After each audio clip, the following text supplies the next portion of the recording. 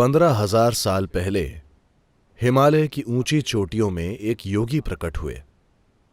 कोई नहीं जानता था कि वे कहां से आए हैं। उनके अतीत की कोई जानकारी नहीं थी, तो लोग उनके आसपास इकट्ठे हो गए क्योंकि उनकी उपस्थिति इतनी जबरदस्त थी। लोगों का एक बड़ा समूह इकट्ठा हो गया। उन्हें उम्मीद थी कि वे कुछ बोलेंगे, कुछ करेंगे। उन्होंने न तो कुछ किया, न ही कुछ बोले, बस बैठे रहे। अगर मैं यहां 2 घंटे तक बस बैठा रहूं तो मैं कल्पना कर सकता हूं 15 मिनट में पिछली लाइन में बैठे लोग, और वे धीरे धीरे अब भी सिनेमा जा सकते हैं, चलो चले। अगर मैं 2 घंटे तक कुछ न बोलूं तो 90% लोग चले जाएंगे। अगर मैं 6 घंटे तक कुछ न बोलूं तो बस कुछ बहुत मजबूत लोग ही टिके रहेंगे, बाकी सब चले जाएंगे।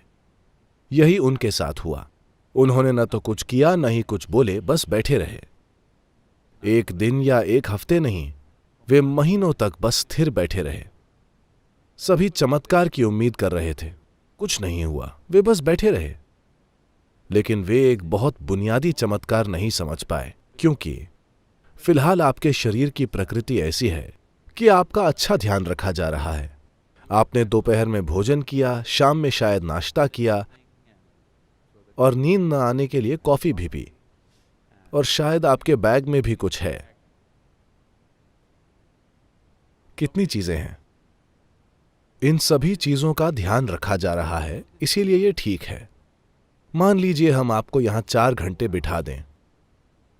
सद्गुरु, कम से कम पानी? ठीक है, पानी पी लो।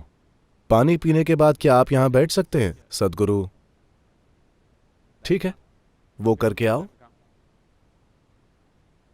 सद्गुरु, ठीक है, अगर ये अनुमति दी तो अगली चीज बिना अनुमति के बस हो जाएगी।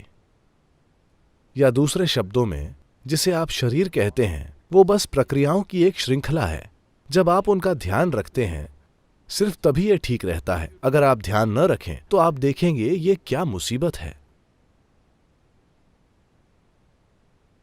जब आप शरीर का ध्यान नहीं रखते, अगर आप भूखे हैं, वो छोड़िए। लोग कहते हैं कि 1 मिनट कितना लंबा है, यह इस पर निर्भर करता है कि आप बाथरूम के दरवाजे के किस तरफ हैं। अंदर से कोई कहता है बस 1 मिनट, बाहर वो एक युग की तरह लगता है। ठीक है, क्योंकि शरीर की प्रकृति है। अगर आप इसका ध्यान न रखें तो यह बहुत बड़ी मजबूरी बन जाएगी और बहुत परेशान करेगी। पर वे बस बैठे रहे। उन्होंने न तो कुछ खाया, न पिया, न ही शौच गए, बस स्थिर बैठे रहे। लोगों को यह भी समझ नहीं आ रहा था कि वे जिंदा हैं या मर गए। उनके जीवित होने का एक ही लक्षण था कि रुक रुक कर उनके गालों पर परमानंद के आंसू बह रहे थे, वरना वे बिना हिले डुले बैठे रहे। तो बस 7 लोग रुके रहे। उन्हें उनके इस तरह बैठने का चमत्कार समझ आया, क्योंकि अगर वे इस तरह बैठे हैं तो इसका मतलब यह है कि वो भौतिकता से परे हैं, वरना वे ऐसे बैठ ही नहीं सकते। ये 7 लोग रुके रहे, और आज हम उन 7 को सप्तऋषियों के नाम से जानते हैं। ये आदियोगी के पहले शिष्य थे। तो ये आदियोगी बस बैठे रहे, और जब इन 7 ने रुचि दिखाई तब उन्होंने कहा, यह आपके लिए नहीं है, ये कोई मनोरंजन नहीं है। वे बोले, नहीं, हम कुछ भी करने को तैयार हैं। उन्होंने उन लोगों को कुछ शुरुआती तैयारी कराई। वे कई सालों तक तैयारी करते रहे। फिर एक दिन जब सूरज की गति बदल रही थी, अभी अभी हमने ग्रीष्म संक्रांति से शरद संक्रांति में प्रवेश किया है, 22 दिसंबर को। ये फिर से 21 जून को होगा, और ये 21 जून दुनिया के लिए बहुत ही महत्वपूर्ण है, क्योंकि इसी दिन आदियोगी ने दक्षिण की ओर मुड़कर शिक्षा देनी शुरू की थी। क्योंकि सूरज दक्षिण की ओर मुड़ गया तो वे भी दक्षिण की ओर मुड़ गए और इंसान होने का यंत्र विज्ञान समझाने लगे। इसी दिन को सौभाग्य से संयुक्त राष्ट्र ने विश्व योग दिवस घोषित किया है, क्योंकि इसी दिन योग की शुरुआत हुई थी।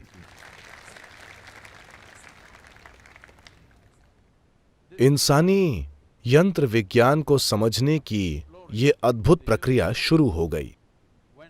ये सभी धर्मों से पहले की बात है, जब धरती पर कोई धर्म नहीं था। 15,000 साल पहले उन्होंने इंसान होने का यंत्र विज्ञान समझाया और कई पहलू सामने आए।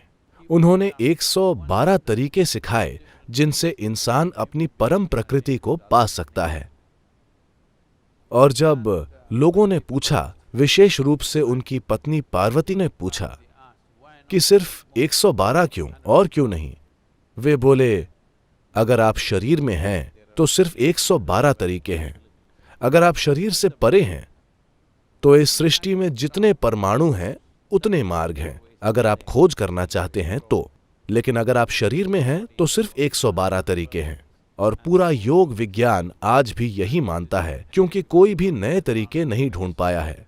कितने ही योगियों ने लाखों अलग अलग तरीकों से खोज की है, लेकिन और कोई मार्ग नहीं है। इस शरीर में 112 तरीके ही हैं जिनसे आप वहां पहुंच सकते हैं। तो इसे कैसे तैयार करें, इससे अपनी इच्छा के अनुसार कैसे काम करवाएं? तो ये पूरा तंत्र विज्ञान आदि योगी ने कई सालों तक सिखाया और उन्होंने ये व्यापक ज्ञान दुनिया को दिया।